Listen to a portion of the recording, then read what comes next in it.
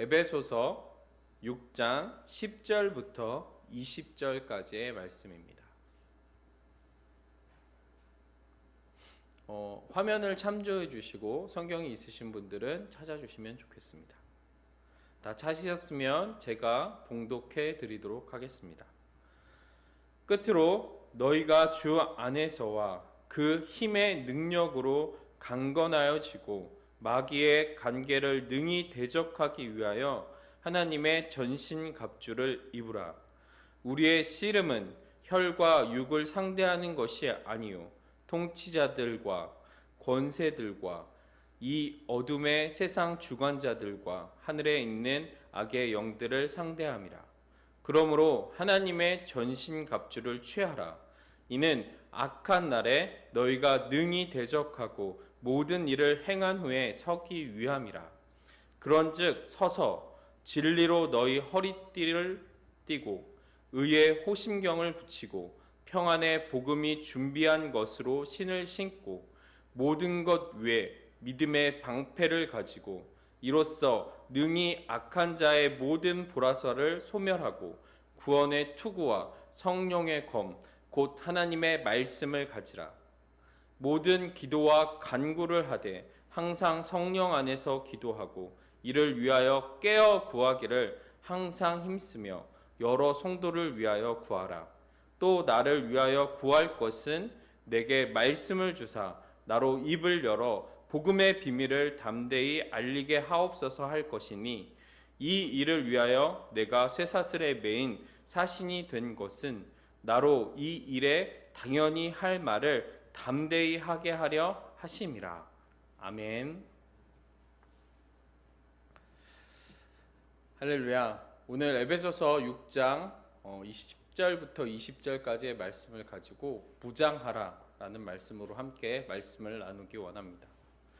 에베소서 6장 10절부터 20절까지의 전신갑주, 이 이야기는 우리가 너무나 잘 알고 있는 이야기일 것입니다. 여러 번 설교를 들으신 분들도 계실 겁니다.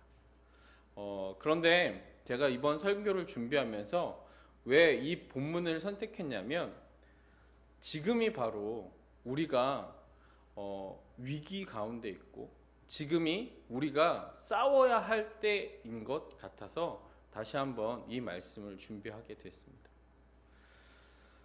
사랑하는 성도 여러분, 에베소 교회는 참 유명한 교회입니다. 오늘 에베소서를 기록한 바울이 약 2년 동안 목회를 했던 곳이기도 하고 요한계시록에 첫사랑을 잃어버렸던 그런 교회로 등장하기도 하죠. 여러분, 에베소라는 교회의 특징을 좀 시대적 상황적 배경을 살펴볼 필요가 있을 것 같습니다. 에베소는 BC 86년부터 로마 시대에 로마 제국에서 이탈리아의 로마 다음으로 가장 큰 도시였다고 합니다. BC 86년 그 당시 인구가 25만에 이르렀다고 합니다. 그리고 AD 1세기에서 2세기, 즉 초대교회 당시에 에베소에 사는 인구는 약 40만 명에 이르렀다고 합니다. 지금이야 40만 명 하면 얼마 안 되는 것 같죠. 그런데 약 지금으로부터 2000년 전입니다. 2000년 전에 40만 명이 거주하는 엄청난 대도시였다는 것입니다. 로마, 이탈리아 반도에 있는 로마 제국의 수도 로마 다음가는 세계에서 두 번째로 큰 도시였다는 것입니다. 이 도시에는 BC 550년에 세워진 그리스의 여신 아르테미우스 신전으로 유명했다고 합니다. 이 신전은 고대 7대 불가사의 중에 하나로 고대 시대의 가장 큰 건물의 신전이었다고도 합니다. 이처럼 에베소 교회가 있던 에베소는 세상적으로는 가장 화려하고 영적으로는 온갖 우상이 판치는 치열하게 싸워야만 하는 곳이었던 것입니다. 그래서 사도 바울은 에베소서 마지막 부분에 에베소에 있는 교인들에게 마지막으로 이 영적인 전투 가운데 취해야 할 자세에 대해서 말씀하고 있는 것입니다.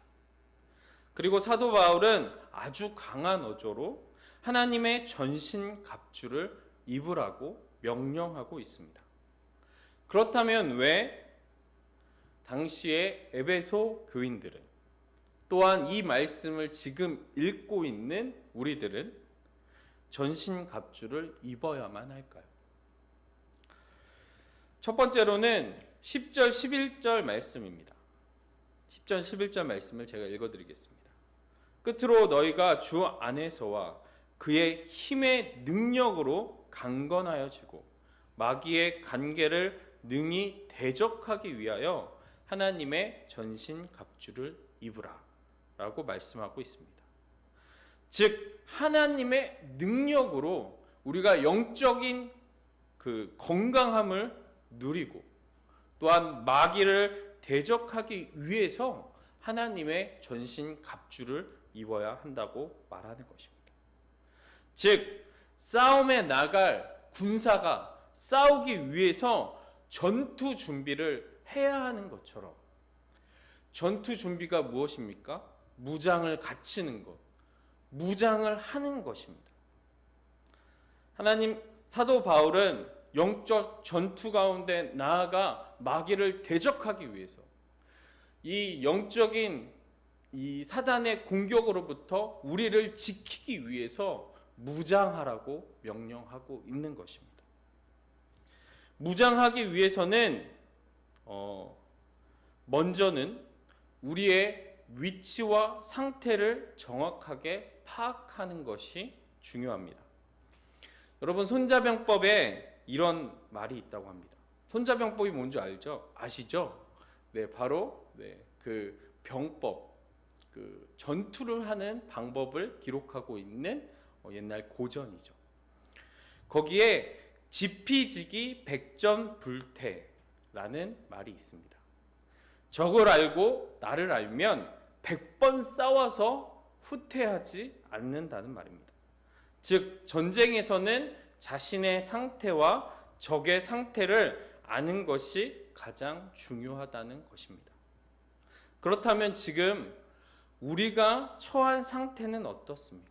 나의 영적인 상태는 어떻냐는 것입니다.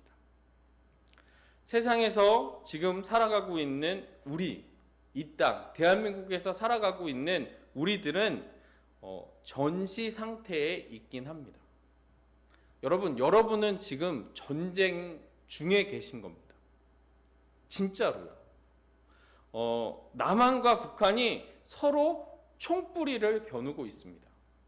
우리가 부르는 휴전선은 전쟁이 끝났다는 게 아니에요. 전쟁을 잠깐 중단한다는, 휴식한다는 그 선언이었고, 거기서 양쪽 군대가 대치하기 위해서 전선을 이렇게 교착된 상태, 그게 바로 휴전선입니다. 그렇기 때문에 지금 우리 대한민국에 있는 모든 분들은요, 전쟁 가운데 살고 계신 거예요. 그런데 한 70년 정도 전쟁이 없이 평화 시대에 살아가다 보니까 지금 이 시대의 사람들은 전쟁 중이라는 사실을 잊어버리고 살아가고 있는 것 같습니다. 우리는 육체적으로 또 세상적으로도 전쟁 중에 있습니다. 아주 특별한 나라죠. 그런데 반면에 영적으로도 우리는 전쟁 상태라는 것입니다. 우리의 대적 마귀는 지금도 우는 사자와 같이 집어삼킬 자를 찾고 있다고 말씀하십니다. 사도 바울도 오늘 12절에서 이렇게 말씀하십니다. 우리의 씨름은 혈과 육을 상대하는 것이 아니요 통치자들과 권세들과 이 어둠의 세상 주관자들과 하늘에 있는 악의 영들을 상대함이라. 즉 하나님을 믿는 주의 백성들이 치르는 영적인 전투는 진짜 칼과 창을 들고 싸우는 전쟁이 아니라 이 땅의 통치자들, 권세자들, 이 어둠의 세상의 중환자들과 하늘에 있는 악한 영들을 상대로 싸우고 있다는 것입니다. 여러분, 이 세상의 통치자들과 권세자들은 하나님의 말씀과 법칙을 따릅니까? 쉽게 말해서 이런 거죠. 우리나라 대통령이 국정을 운영함에 있어서 하나님의 말씀과 법칙으로 이 나라를 이끌어 가시나요? 아니면 이 나라의 이익과 유익과 자기의 어떠한 정치적 명분을 가지고 나라를 이끌어 갑니까? 후자겠죠. 그리고 이 땅의 통치자들과 권세자들이 따르고 있는 것은 악한 영들이 사용하는 방법들입니다. 그들이 하나님의 말씀을 가지고 이 땅을, 이 세상을 통치하고 있지 않다는 것입니다. 바로 악한 영들, 즉 사단의 방법을 따라 교회를, 하나님을 믿는 사람들을 대적하고 있는 것입니다. 여러분, 지금 공산주의는 많이 무너졌지만 그래도 여전히 공산주의 나라들이 있습니다. 공산주의 나라인 중국은 최근에 교회를 불태우는 장면을 뉴스로 내보냈습니다. 그것뿐만이 아니죠. 자유주의의 대표적인 나라인 미국은 인권이라는 이름으로 교회의 핵심 가치를 지키는 믿음의 사람들에게 법적인 처벌을 내리고 있습니다. 이 어둠의 세상 주관자들은 이 땅에서 하나님의 말씀이 아니라 인간의 욕구와 인간의 지성이 최고라고 가르치고 있습니다. 그리고 그 모든 것을 배후에서 조정하는 사탄은 그렇게 교회를 억압하고 공격하고 두렵게 만들며 실제로 교회를 핍박하고 있습니다. 이런 때에 하나님을 믿는 주의 백성들이 취해야 할 자세는 무엇입니까? 바로 영적인 전쟁터 가운데 하나님의 군사로 서는 것입니다. 내가 안 싸워도 되겠지, 뭐 나까지 그렇게 해야 하나? 라는 생각을 하는 순간 우리는 마귀에게 걸려 패배를 경험할 수밖에 없습니다. 여러분, 이 영적인 전투는요, 전후방이 따로 없습니다. 우리가 눈에 보이는 이 육적인 전쟁, 전투는요, 싸움이 벌어지는 곳과 후방이 나눠져 있어요. 군인과 민간인이 구별이 돼요. 그런데 하나님을 믿는 이 사람들의 영적인 전투는 전후방이 따로 없고 군인과 민간인이 따로 없어요. 하나님을 믿으면 그 믿는 모든 사람들이 사단의 공격 대상이고 사단이 그들을 넘어뜨리려 한다는 거죠. 하나님을 믿고 있다면 우리 모두가 하나님의 군사로 서야 하는 것입니다. 그렇다면 군사에게 필요한 것이 무엇이겠습니까? 바로 무기입니다. 전투를 치를 수 있는 무기가 군사들에겐 있어야 한다는 것입니다. 아무리 힘이 좋고 능력이 많은 군인이라고 할지라도 그 손에 무기가 없다면, 총과 칼이 없다면 어떻게 되겠습니까?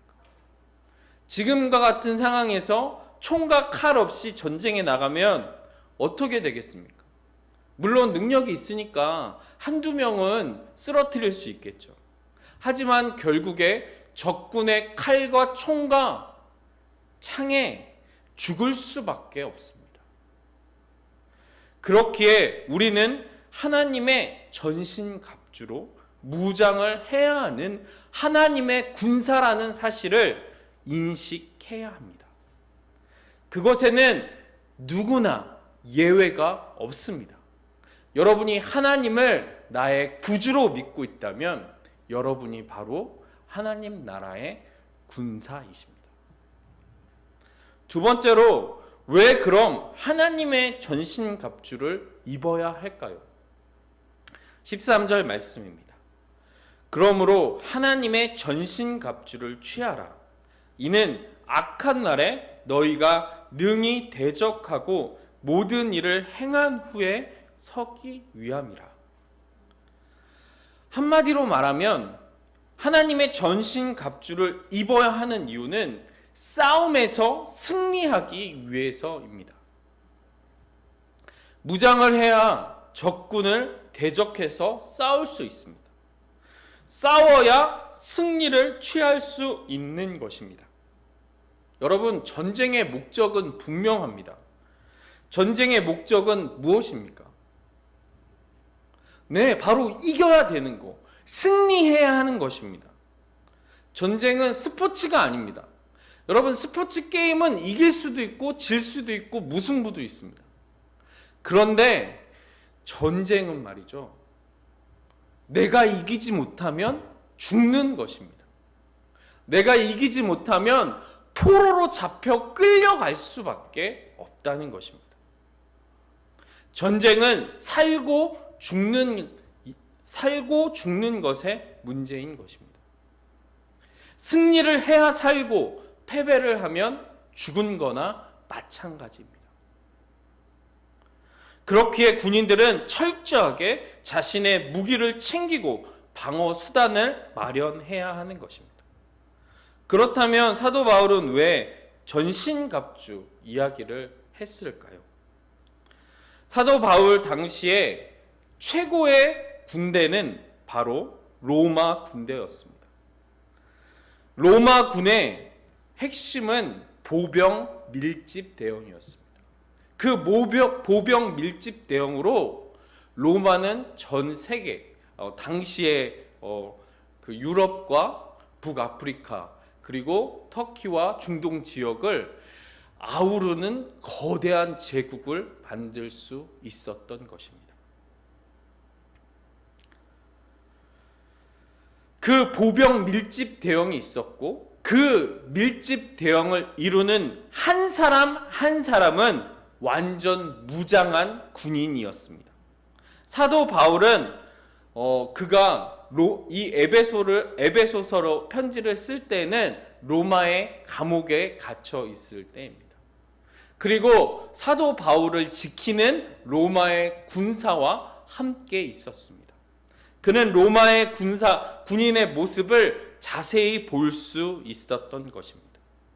그리고 하나님의 군사가 되는 하나님의 백성들이 영적으로 당시의 최고의 군인이었던 로마 군사처럼 영적인 군사로 무장하기를 바랬던 것입니다. 그러면 그 로마의 군인의 모습은 어땠을까요? 그래서 제가 사진으로 준비했습니다. 바로 로마 군사의 모습은 이런 모습이었습니다. 네, 잘 보이시나요? 멀리 여기 교회에 계신 분들은 잘 안 보이실 수도 있는데 화면으로 보시는 분들 요 모습입니다. 멋있죠? 로마 군사의 모습을 보면서 우리가 가져야 할 무장에 대해서, 무기에 대해서 사도 바울이 설명하고 있습니다. 첫 번째는 진리의 허리띠입니다. 허리띠는 모든 무장의 중심입니다. 허리띠가 풀어지거나 끊어지면 저 무장들을 정확하게 고정하거나 힘을 쓸 수가 없습니다. 그러기에 진리가 우리를 굳게 붙잡고 있어야 하는 것입니다. 하나님의 말씀인 진리를 붙잡아야 한다는 것이죠. 두 번째로는 의의 호심경을 붙였습니다. 호심경, 바로 갑옷에 붙이는 거죠. 앞에 갑옷에 로마 군인의 갑옷은 화려했습니다. 멀리서 봐도 저것이 로마 군인인지 알 수 있도록 갑옷을 입었습니다. 자신의 정체성을 드러낼 수 있었던 것입니다. 그것처럼 우리의 모습은 그리스도의 의로 옷 입은 사람들입니다. 그리스도로 옷 입었음을 우리는 드러내야 하는 것입니다. 우리가 어떤 사람인지 알 수 있도록 의의 호심경을 붙이고 전쟁터로 나아가는 것입니다. 세 번째는 평안의 복음이 준비한 것으로 신을 신는 것입니다. 전쟁터에서 신발은 정말 중요합니다. 여러분, 발이 불편하면 제대로 싸울 수가 없어요. 여러분 생각해 보세요. 여러분이 맨발로 돌짝 자갈밭을 뛰어간다고 생각해 보세요. 그 무거운 무기를 들고 뛸 수 있으시겠습니까? 신발, 발이 편하지 않으면 사람이 제대로 움직일 수가 없습니다.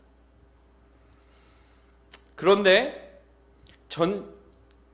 정말 우리의 전쟁에서 평안의 복음이 준비한 것으로 신을 신으라고 말씀하고 계십니다.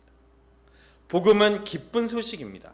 그 어떤 것으로도 복음으로 구원받은 성도들의 지위를 빼앗을 수 없습니다. 복음 안에서 우리는 평안할 수 있는 것입니다. 복음의 평안함을 누릴 수 있는 그런 우리인 줄 믿습니다. 넷째는 믿음의 방패입니다. 그 방패는 악한 자의 모든 불화살을 소멸한다고 합니다. 여러분, 우리는 누굴 믿고 있습니까? 내가 믿고 있는 것은 무엇입니까? 바로 살아계신 전능하신 하나님입니다. 하나님의 구원을 믿고 예수 그리스도를 믿는 것입니다. 세상은 가진 방법으로 불화살과 같이 우리들의 믿음을 흔들려 하고 있습니다. 내가 그러고도 믿는 사람이냐? 내가 그리스도인이 맞느냐?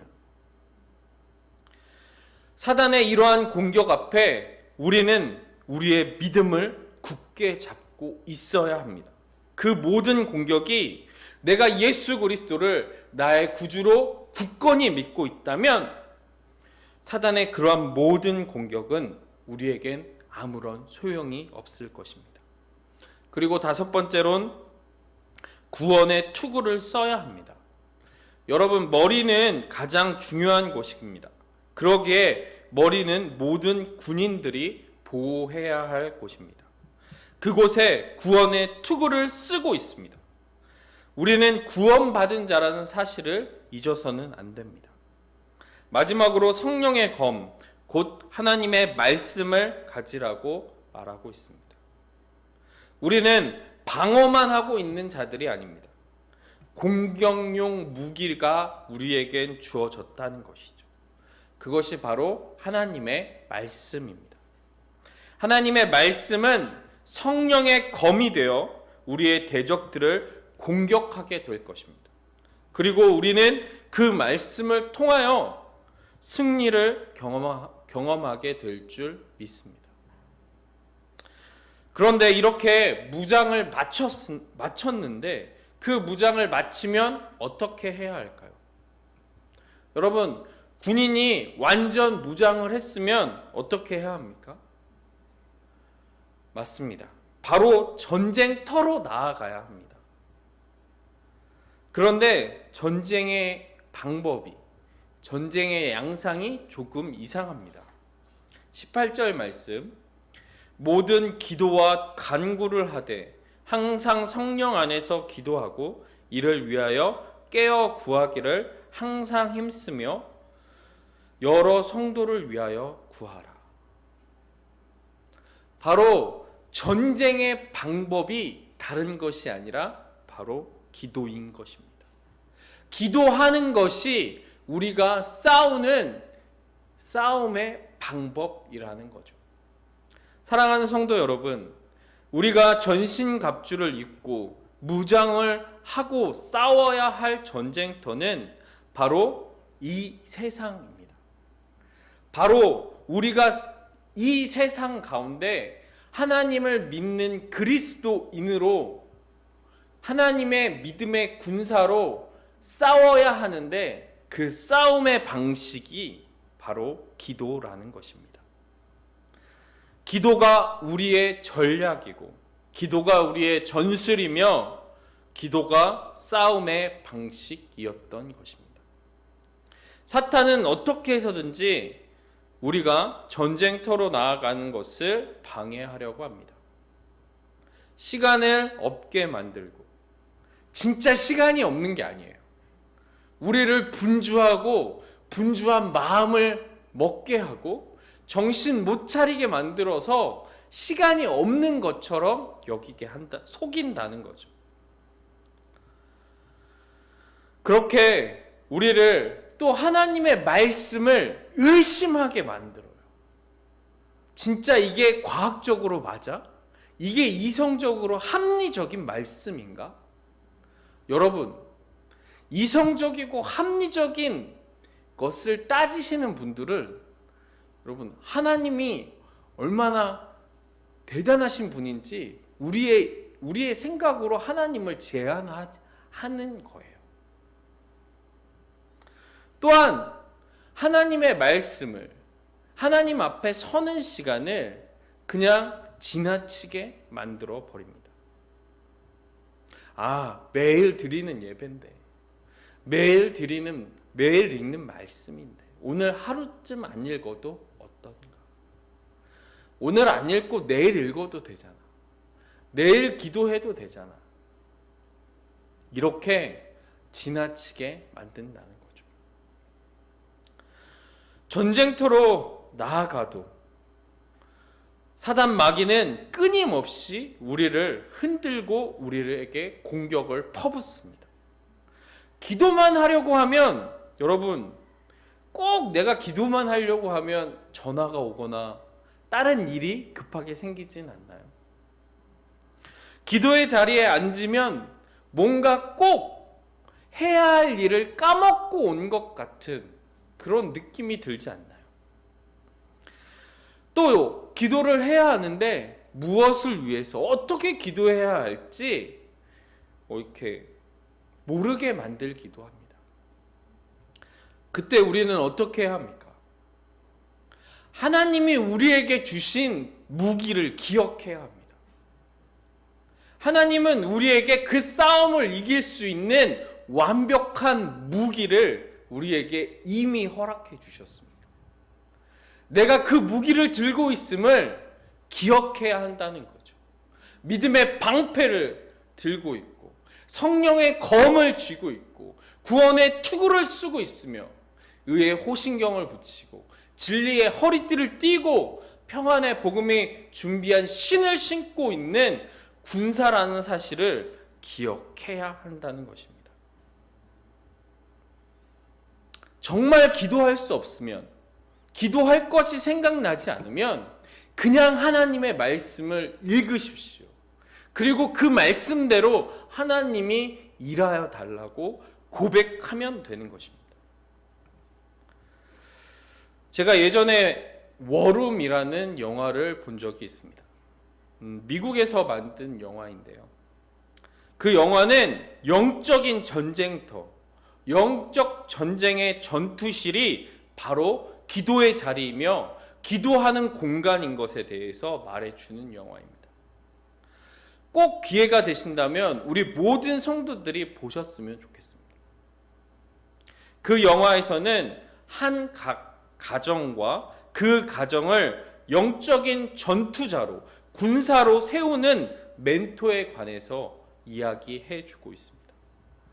여자 주인공이 남편과의 어려움이 있을 그때 자신의 방법과 자신의 노력으로 남편을 바꿔보려고, 남편과 잘 지내보려고 끊임없이 노력하지만 노력하면 할수록 남편과의 관계가 어그러지고, 남편은 세상적인 방법을 따라서 부정과 음란을 빠지는 그 상황 가운데 그 가정에 찾아온 어떤 한 기도자로 말미암아 진짜 싸워야 할 것은 남편이 아니고 세상이 아니고 바로 우리가 싸워야 할 대상은 사단인 것에 대해서 분명히 지적하며 싸울 수 있는 방법을 가르쳐주는 영화입니다.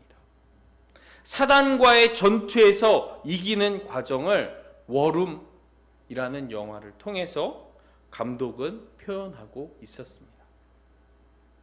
기도를 통해서 하나님의 일하심을 우리는 경험할 수 있습니다. 기도하는 사람만이 영적인 전투 가운데 하나님의 승리를 경험할 수 있는 것입니다. 깨어 기도하고 있지 않으면, 깨어서 전쟁터에 서 있지 않으면 내가 지금 전쟁을 하고 있는지, 하나님이 어떻게 싸우시는지, 하나님이 어떤 승리를 우리에게 준비해 놓으셨는지 전혀 알 수가 없습니다. 그저 눈에 보이는 세상 것들에 치여서 세상의 방법에, 세상의 공격에 넘어질 수밖에 없는 것입니다. 그러기에 우리는 전쟁의 자리로 나아가기 위해서 지금 이 시간에도, 지금 이 순간에도 하나님의 말씀처럼 무장해야 합니다. 우리는 영적인 군사로 우리를 훈련해야 하는 것입니다. 여러분, 잘 싸우는 군대는 어떤 군대인지 아십니까? 바로 훈련이 잘 된 군대입니다. 아무리 좋은 무기를 들고 있어도 훈련이 안 돼 있으면 나가서 제대로 싸울 수가 없습니다. 여러분, 예전에 그 중동에서 있었던 중동 전쟁을 아십니까? 바로 이스라엘과 아랍 연합군의 전쟁이었습니다. 전쟁의 객관적인 전력만 놓고 보면 이스라엘 군대가 아주 불리한 상황이었습니다. 이집트와 요르단과 시리아가 연합을 하여 이스라엘을 공격하게 되죠. 그런데 이집트와 시리아와 요르단은 당시 소련이 준 최신 무기로 무장하고 있었습니다. 그런데 그 전쟁에서 누가 이겼는지 아십니까? 바로 이스라엘이 이겼습니다. 이스라엘은 변변한 무기도 없었는데 그 군사들을 이긴 거죠. 어떻게 이겼냐면 이스라엘은 철저한 훈련과 뛰어난 지도력을 가진 준비된 지휘관들이 있었던 것입니다. 사랑하는 성도 여러분, 영적인 전쟁에서 우리가 승리하기 위해선 좋은 무기를 무장하는 것도 중요하지만 영적인 훈련을 게을리 해서는 안 될 것입니다. 우리의 싸움은 아직 끝나지 않았습니다. 지금도 계속 현재 진행형입니다. 지금도 우리는 계속적으로 싸워야 합니다. 그러기 위해서 우리는 반드시 하나님의 전신갑주로 무장해야 합니다. 사도 바울이 모델로 삼았던 로마의 군인은 이미 2000년 전의 군사입니다. 그래서 제가 말씀을 준비하면서 제 나름대로 요즘 군사의 버전으로 새롭게 무장을 업그레이드 시켜보았습니다. 사진을 보여주세요. 요즘 군대의 군사들의 모습입니다. 많이 다르죠? 네. 우리는 동일하게 하나님의 군사로 하나님의 전투 무장을 해야 한다는 것입니다. 그래서 요즘은 조금 바뀌었어요. 진리의 전술 조끼를 입어야 합니다. 지금 이 군인이 메고 있는 이 탄창과 이렇게 묶은 이 조끼를 전술 조끼라고 하는데요. 그게 없으면 전쟁을 할 수가 없어요. 그러니까 진리의 전술 조끼를 입고, 그리고 의의 부대 마크를 달아야 하는 거죠.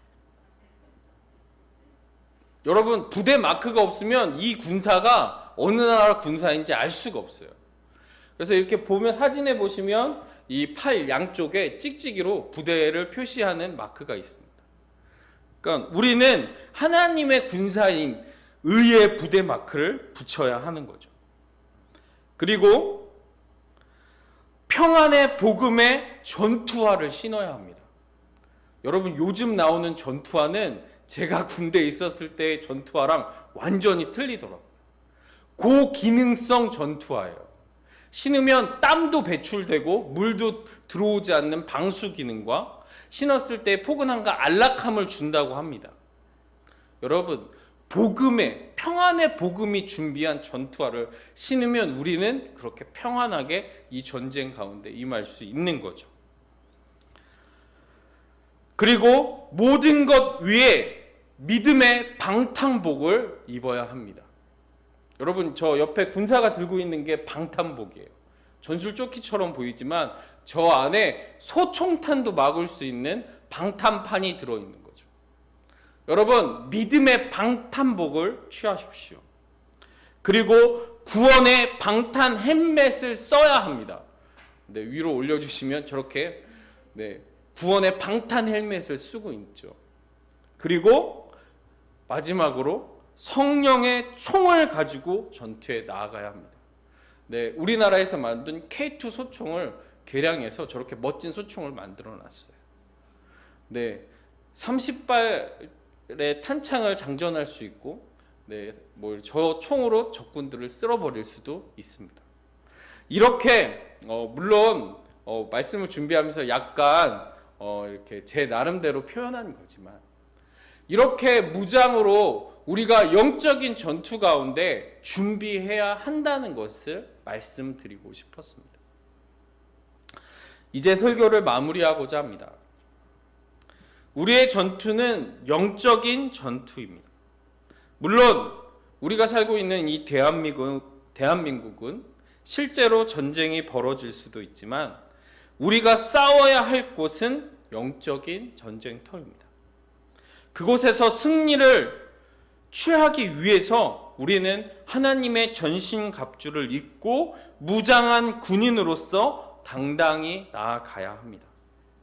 이 전쟁에는 나이나 성별이나 누구도 예외가 없습니다. 그러기에 전신갑주로 무장하고 기도의 자리에서 싸워 승리하는 저와 여러분이 되시기를 간절히 소원합니다. 우리는 우리 주님의 길 교회에서는 신앙의 핵심 습관 만들기를 진행하고 있습니다. 어쩌면 영적인 전쟁 가운데 무장하기 정말 좋은 기회인 것 같습니다. 하나님의 군사로 훈련받기에 이보다 더 좋은 기회가 있을까 생각해 봅니다. 여러분, 군사는 훈련해야 합니다. 훈련을 함으로 우리는 더욱 강력한 군대가 될 것이고 더 많은 전투에서 승리를 취하게 될 것입니다. 우리 함께 영적인 전쟁에서 승리하는 그 은혜의 자리에 함께 서 있기를 소원합니다. 전신갑주를 입는 것은 그러나 결코 쉬운 일이 아닙니다. 여러분, 제가 군대에 있을 때 이야기인데요. 한 달에 한 번씩 완전 무장을 하고 훈련을 한 적이 있습니다. 완전 무장을 하면 어떻게 하냐면 방금 보여드렸던 사진처럼 기본적으로 그렇게 무장을 하고요. 뒤에 40kg가 넘는 배낭을 짊어집니다. 그 배낭을 짊어진 것뿐만이 아니라 저는 병과가 81mm 박격포 병이었기 때문에 박격포를 거기다 더 짊어져야 되는 거예요.